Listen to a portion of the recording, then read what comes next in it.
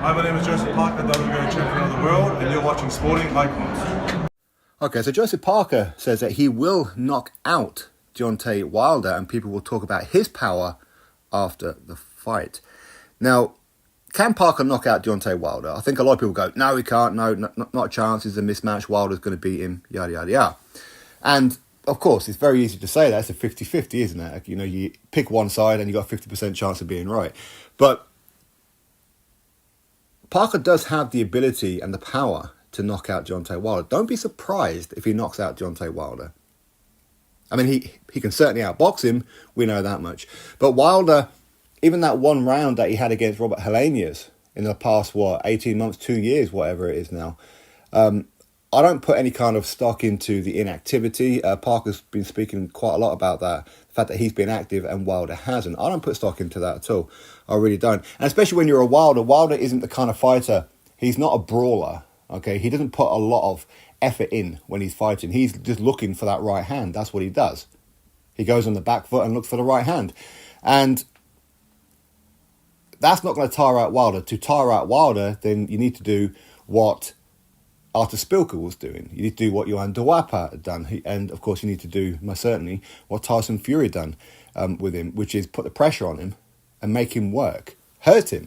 That's the only way to tire out Wilder.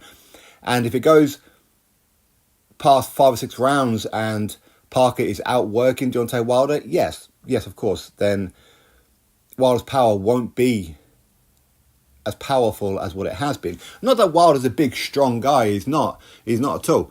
But that speed of that right hand, the fact that he throws it from right the way back, and if he connects with you, then of course you're in trouble. Now, Parker, when he was WBO champion, or especially in the first part of his reign as WBO champion, he was a somewhat aggressive fighter. Of course, he'd predominantly go on the back foot. That's something that he's always done. But right the way up to him winning the WBO World Heavyweight Championship in the vacant belt against Andy Ruiz Jr., he was a come-forward fighter looking for the knockout. But then things kind of changed and he became a guy who won the rounds.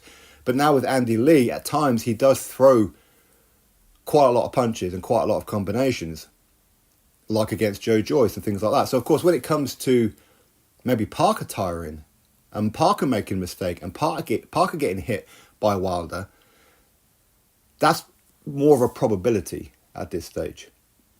It is. I said I really don't put any kind of stock into the inactivity of Deontay Wilder. I said he's not the kind of guy who necessarily needs rounds.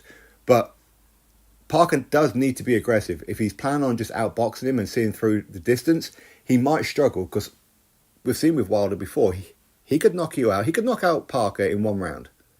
Knock him out in round 3, knock him out in round 5, knock him out in round 12. He can do that. But for Parker to knock out Wilder, he's going to have to get into range himself. He's going to have to give Wilder the confidence to throw that right hand and make him miss. And then make him pay. That's the only way that Parker can possibly knock out Deontay Wilder. Wilder isn't the greatest around the whiskers. He's not. We've seen him obviously bounce up and down by Tyson Fury in 2 fights. We've seen him rocked and beat up all over the place by Johan Duapa. And, of course, with Artur Spilka. We've seen him on Bambi legs against Eric Molina. We've seen him dropped against Harold Skoniers and, of course, a bit earlier with Dustin Nichols and all that kind of stuff. So he's not the greatest around the whiskers, which is why Wilder doesn't fight.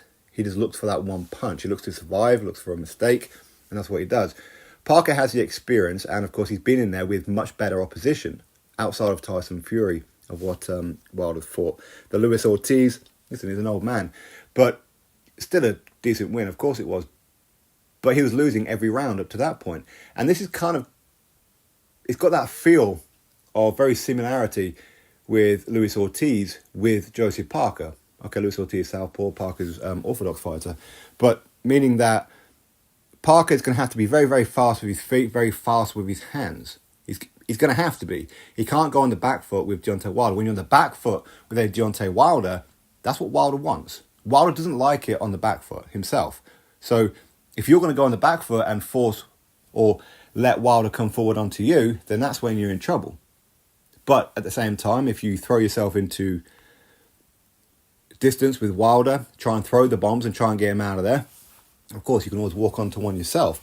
And I know that I'm speaking the obvious for a lot of people. But Parker can knock out Wilder. Don't be surprised if you see Wilder on the canvas in this fight. Don't be surprised if you see Wilder knocked out in this fight. Don't be surprised. But equally, Parker, even though he has adapted his game quite a bit with Andy Lee, he's still vulnerable. He gets hit a lot more now than what he's ever got.